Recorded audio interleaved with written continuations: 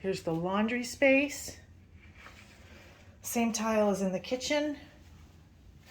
Side by sides with a space for your dirty clothes, cabinetry above, and garage out through this door.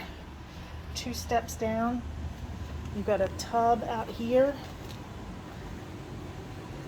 as well as the water softener loop and hot water heater and your train.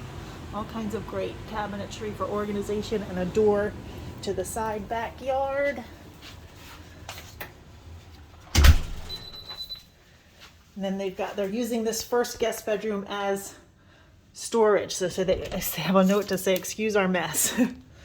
But let's see if we can get some lights on. Good size room. I got a piano in here and a keyboard.